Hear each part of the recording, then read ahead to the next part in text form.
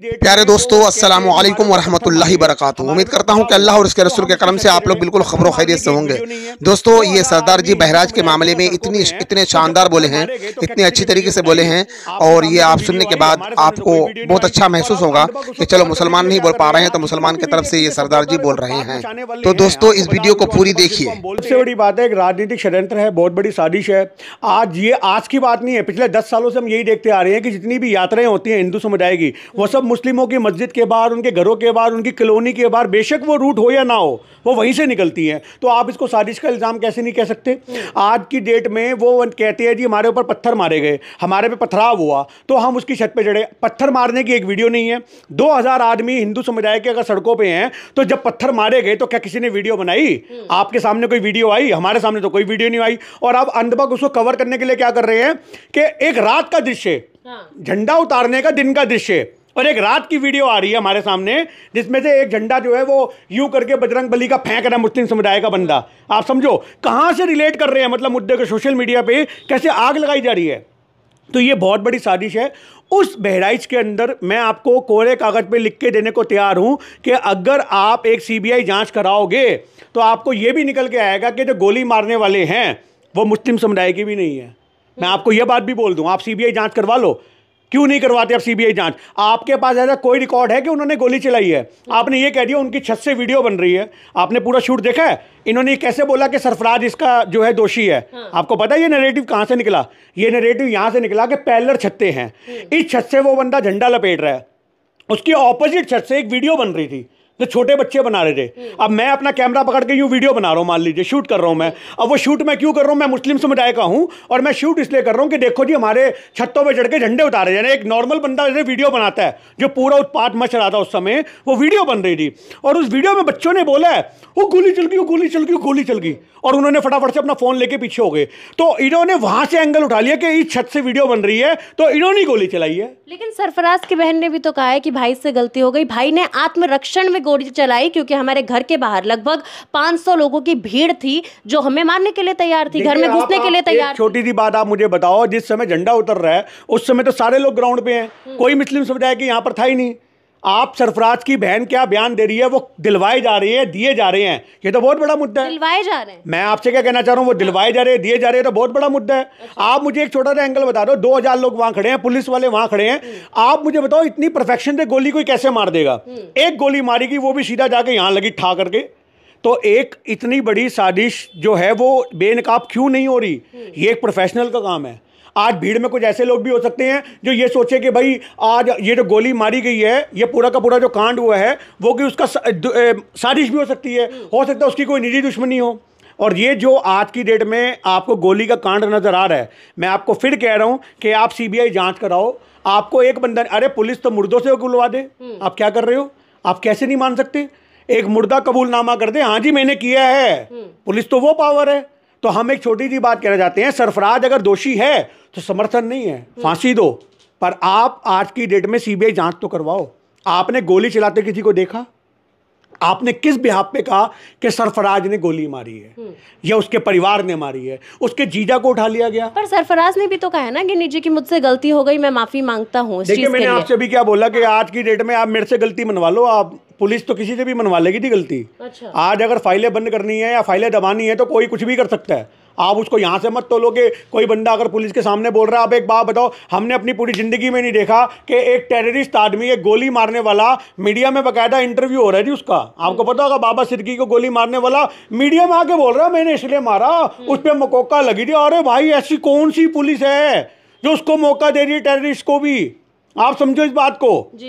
आज की डेट में हमने आज तक जिंदगी में, मैं 40 साल का हो गया, मैंने अपनी लाइफ में जब से होश संभाला है मैंने देखा ही नहीं ये किसी का इंटरव्यू हो रहा, आओ जी आओ, आप आओ साहब, आप बताओ आपको कैसा लगा गोली मार के, कैसा आनंद हुआ? अरे वो कोका थी, हम तो मारेंगे भाई। अरे क्या है ये किस वजह से है? हमने पूरी लाइफ में नहीं देखा किसी टेररिस्ट का बकायदा पुलिस खड़ी है यूं देख रही है।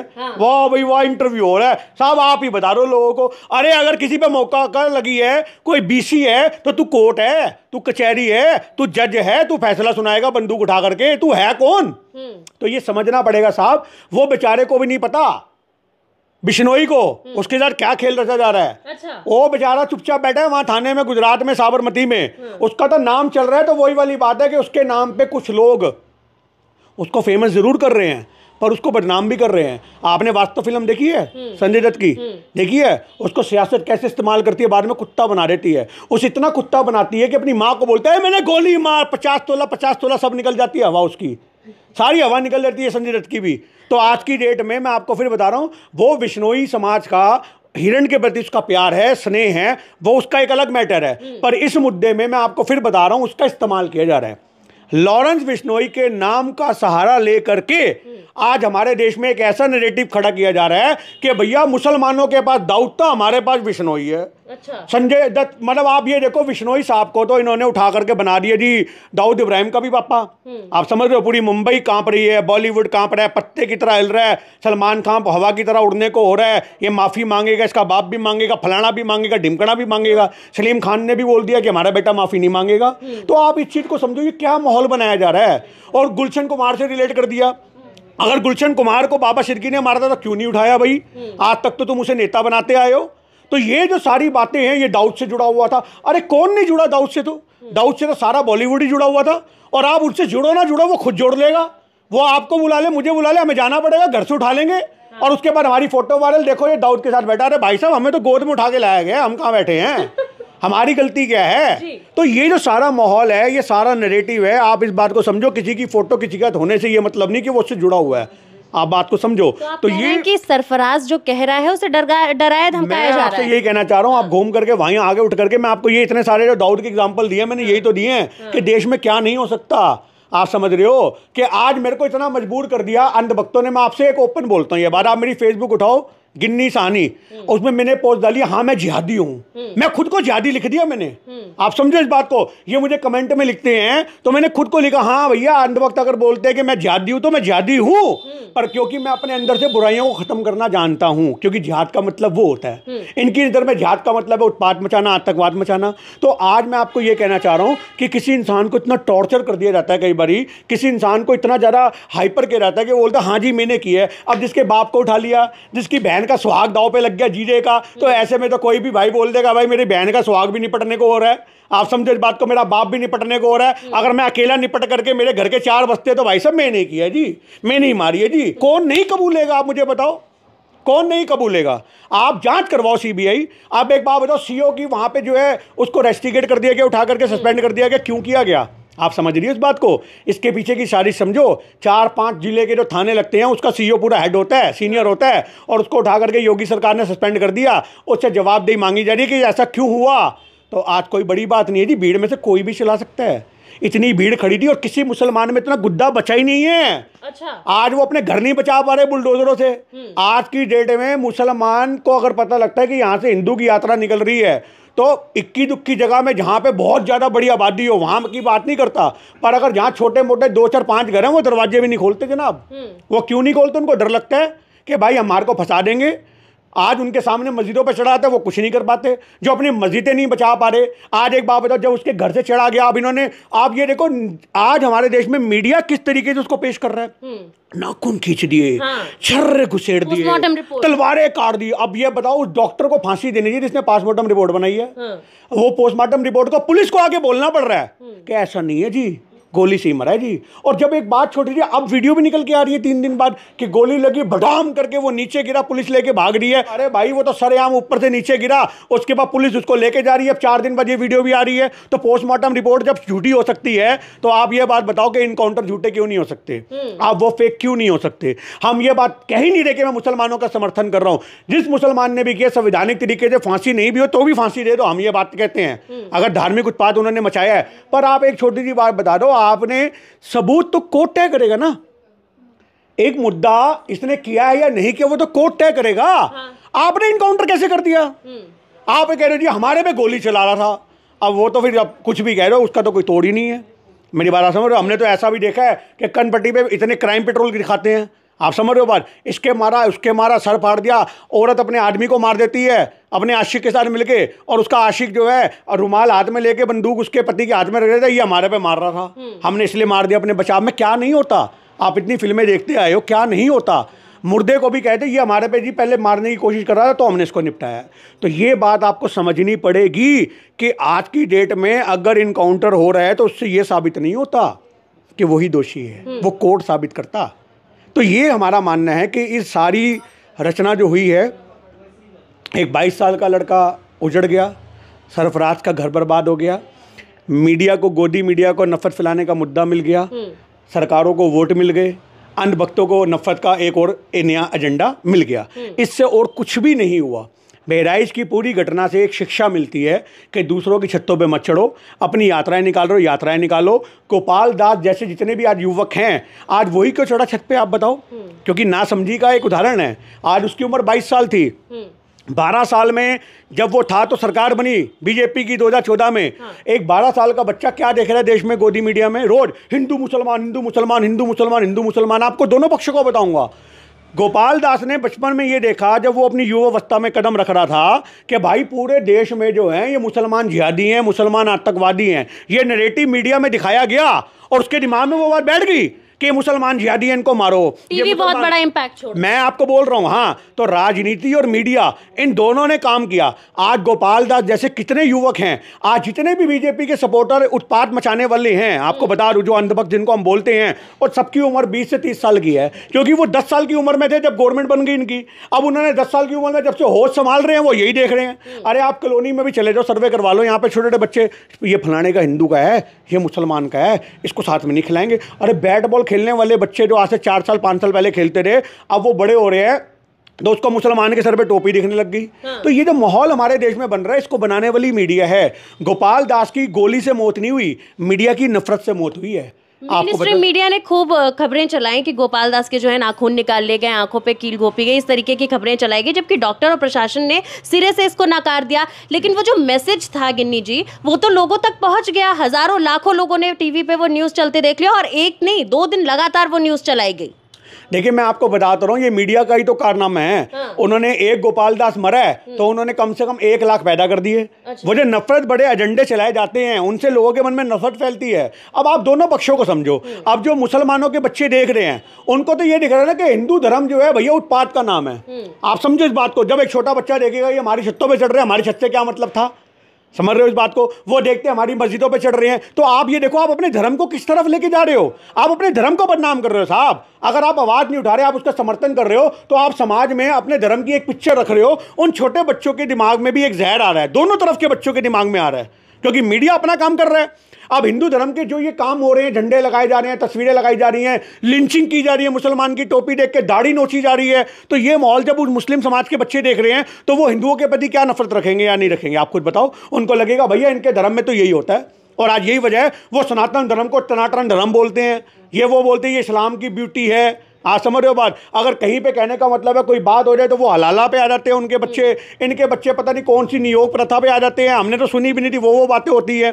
तो ये कमेंट हमें मजबूर कर रहे हैं समझने पे कि जो देश में माहौल है हिंदू और मुसलमान का, ये देश के लिए हानिकारक है। आपको मैं फिर बोल रहा हूं, आपको छत पे चढ़ा, मस्जिद पे चढ़ा, झंडे उतारता हुआ कोई भी 35 साल से ऊपर का युवक नहीं मिलेगा। कोई नहीं मिलेगा, क्योंकि उसने 20 साल की उम्र तक बीजेपी नहीं देखी। उसने 20 साल की उम्र तक एक भाईचारे वाला माहौल देखा, वो मैच्योर हो चुका था।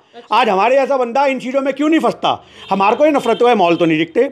आज ये चीज़ें षड्यंत्र हम क्यों बोल देते हैं? आप किसी भी बड़ी उम्र के इंसान से बात करोगे, किसी भी मैच्योर आदमी से बात करोगे, वो ये बोलेगा भैया राजनीति हो रही है, भाई गंदगी हो रही है, भाई दोनों ही ऐसे हैं। वो ये बोल के अपनी बात को निकल लेगा।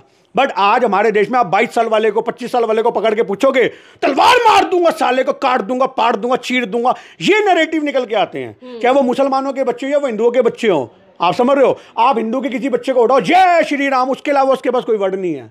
आप उससे बोलो राम कौन थे, दशरथ कौन थे, दशरथ के पिता का क्या नाम था, राम की 4 माताएं कौन सी थी, राम बड़े थे या लक्ष्मण बड़े थे, लक्ष्मण जी ने जो है सूर्पनखा की नाक क्यों काटी? आप बताओ, उनसे पूछो कि हनुमान जी ने कौन सा पर्वत उठाया था, कौन सी बूटी से लक्ष्मण जी को जिंदा किया था, रावण की नाभि में तीर क्यों मारा गया? और उनसे कुछ नहीं पता, उन्हें यह पता जय श्री राम।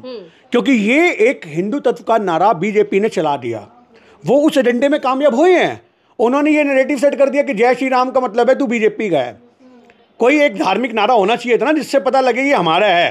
तो ये जो चीज़ें सेट की जा रही हैं, इन चीज़ों के सेट करने से हमारे देश में आप लोगों को धर्म के प्रति नहीं मोड़ रहे, आप नफरत के प्रति मोड़ रहे हो, ये हमारा कहना है। धार्मिक यात्राओं में इस प्रकार से खुलेआम लाउड स्पीकर बजाना और ऐसे गाने बजाना जो सामने वाले पक्ष को उत्तेजित करे, ये कितना सही? भड़काऊ गाने बजाना, क्योंकि धर्म के स्थान पे तो भजन बजना चाहिए ना, इस प्रकार के गानों का जगह नहीं होनी चाहिए। देखिए, सबसे बड़ी बात है कि ये धार्मिक क्रिया जो कराप होते हैं, हम तो उसमें ये भी कहते हैं कि, और बहुत से हिंदू समाज के लोग भी कहते हैं कि जो जागरण के अंदर भी रैलियां होती हैं, नाचना गाना होता है, वो भी बंद होना चाहिए। आज ये डीजे बजते हैं, यात्राएं होती हैं, अब आप ये लेके चलो जी, कावड़ पे जो बेचारे श्रद्धा भाव से पैरों में छाले लेके आ रहे हैं, ये उनको बदनाम करने का काम करते हैं। उसमें महिलाएं नाच रही होती हैं अजीबोगरीब फिल्मी गानों के अंदर। तो ये सब कुछ देख करके क्या पता लग रहा है? ये सब पता लग रहा है कि आप अपने धर्म को बदनाम करने की साजिश खुद करते हो, फिर उनको सोशल मीडिया पर डालते हैं लोग, तो कहते हैं ये देखो जी हिंदू विरोधी हो गया। हम तो शेयर ही नहीं करते। योगी जी भी कहते हैं कि धर्म से खिलवाड़ नहीं होगा। यूपी में लॉ एंड ऑर्डर का हवाला दिया जाता है और अब पीडब्ल्यूडी ने 23 आरोपियों के घरों को चिन्हित करके नोटिस चस्पा कर दिया और हो सकता है कि अगले 2 से 3 दिनों में बुलडोजर की कार्यवाही की जाए। आपको मैं भी बता दूं, 2023 में वो लाल चिन्ह लगा दिए गए थे। आप समझो इस बात को कि 2023 में लाल चिन्ह लगाने का मतलब था कि यात्रा इस रूट से निकलेगी। आप समझो, वो प्री प्लान थी, 1 साल पहले प्लानिंग थी। अच्छा। कि यहाँ पे जब उपचुनाव आएंगे तो ये एरिया जो है, ये लाल चिन्ह लगा रहे हैं, ये वाले एरिया में से आपको ड्रामे करने हैं और ये तोड़े जाएंगे।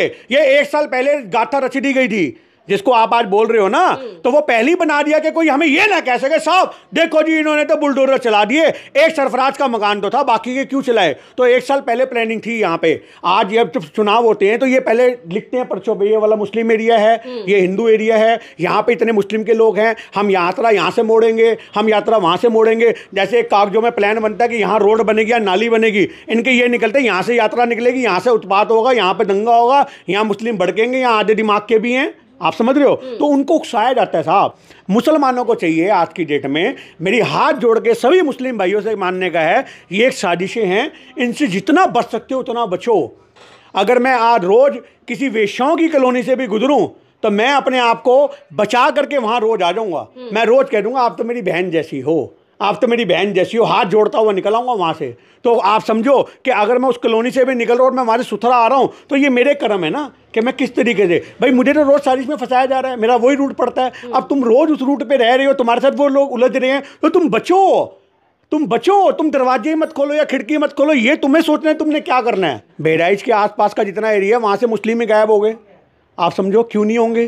जो माहौल ऐसा दिया जाएगा तो क्यों नहीं होंगे? आप बुलडोजर चला रहे हो, अब वो भी आया कि सिलेंडरों में आग लगा रहे हैं, घरों में घुस रहे हैं, और मुर्गे की दुकान है उसमें है क्या, वो काटने वाला छोटा सा लक्कड़ का होता है, उसको आग लगा दी और खुश हो गए। आप समझो इस बात को, मतलब तुम्हारी खुशी इसी में है। अरे गोपाल दास मिश्रा के साथ जो हुआ उसकी दोषी वो भीड़ है जो नीचे खड़ी उकसा रही थी कि सांप चढ़ जाओ ऊपर। भीड़ का चेहरा नहीं होता, हिंदू मुस्लिम दोनों पक्ष उसमें थे, लेकिन जो हिंदू वहां पर हिंसा भड़का रहे थे उनके घरों पर भी बुलडोजर की कार्रवाई होगी? मैं कह रहा हूँ जी उनके खिलाफ मुकदमे नहीं लिखे जाएंगे, आप कार्रवाई की बात कर रहे हो। अच्छा। आज की डेट में अगर उनके खिलाफ कोई कार्रवाई होती तो उसी समय पुलिस लठ मार के उनको भगा लेती। क्या कर रहे हो, यात्रा है, चढ़ने क्यों दिया? क्या पुलिस साथ में नहीं थी? आप मुझे बताओ, चढ़ने क्यों दिया? क्या पुलिस को नहीं पता था कि आप दूसरी भावनाओं को, धार्मिक भावनाओं को भड़काओगे तो देश में सांप्रदायिक माहौल पैदा होगा? क्या पुलिस नहीं जानती थी? क्यों चढ़ने दिया पुलिस ने? क्यों चढ़ने दिया, सबसे बड़ा सवाल था। और क्या इतनी भीड़ में कोई समझदार नहीं था ये कहने के लिए अरे भाई यात्रा करने आए हो, उत्पात मचाने आए हो? आप मुझे बताओ ऐसा कौन सा धर्म है जिसके अंदर ये तलवारें निकल जाए, बंदूकें निकल जाए? अरे जनाब ये होता ही नहीं है। अभी मेवात के अंदर आपको पता होगा, बिट्टू बजरंगी को फरीदाबाद पुलिस ने बकायदा उसके घर के बाद नोटिस लगा दिया, भैया तू नहीं जाएगा मेवात की यात्रा में। आप समझो, क्योंकि आज पुलिस को भी पता है कि कौन कर रहा है ये कर्म। आप समझो इनके पास पावर है, सरकार इनकी है, इनके गुर्गे हैं, इनके कार्यकर्ता हैं, उनको संरक्षण है। यतीनानंद सरस्वती साहब इतना कुछ बक देते हैं आज की डेट में, गंद बला सब कुछ उनको पता है कि भैया हमें तो पुलिस से संरक्षण मिल जाएगा। लोग कह रहे हैं उनको अरेस्ट कर लिया, वो अरेस्ट नहीं है जी, वो तो पुलिस कस्टडी में उनको रखा गया है सेफ्टी के साथ, ताकि बाहर जो अगर वो जाते तो पता ना क्या क्या माहौल बन जाता। तो ये जो माहौल पैदा किया जा रहा है, ये पुलिस संरक्षण के अंदर इनको एक नेताओं की सेफ्टी है, सिक्योरिटी है, क्योंकि ये लोग नेताओं का वोट बैंक पक्का करने का काम कर रहे हैं। ये आपको समझना पड़ेगा। और मुसलमान जब तक इस साजिश को नहीं समझेगा तो फिर अपने चलवाओ बुलडोजर, और तुम्हारे इनकाउंटर भी होंगे और घरों पे भी नाचेंगे, सब कुछ होगा, तुम्हारी बहन बेटियां भी विधवा होंगी, सब कुछ होगा अगर तुम लोग इस साजिश का हिस्सा बनते रहोगे। भैया सांप अगर हमें आज मेरे को यहाँ पे काटने के लिए आया है तो मैं कोई सपेरा नहीं हूँ कि उसको पकड़ के थैले में पैक कर दूंगा, मैं उससे बचूंगा। आप समझ रहे हो? मैं सपेरा नहीं हूँ वो मेरा आगे कर रहा, मैं कहूँगा आजा आजा। मैं ये नहीं करूँगा कि मैं सांप को गले लगा लूँगा, मुझे तो काटेगा नहीं जी। अरे भैया सांप फन बना के बैठा हुआ, मैं तो पैर भी ऊपर करूँगा और बचने की कोशिश करूँगा, घर से बाहर निकलूँगा, किसी ऐसे प्रोफेशनल को बुलाऊँगा तो सांप को पकड़ेगा। अब ये तो है नहीं कि मैं अपने आप को 30 माह खाना बन जाऊँगा और गले में लपेट के बाहर ले जाऊँगा, हीरो बन जाऊँगा। फिल्मी हीरो थोड़ी ना हूँ मैं। तो ये आपको समझना पड़ेगा जी कि साजिश का हिस्सा बनोगे, साजिश से बचोगे, ये आपके फैसले हैं।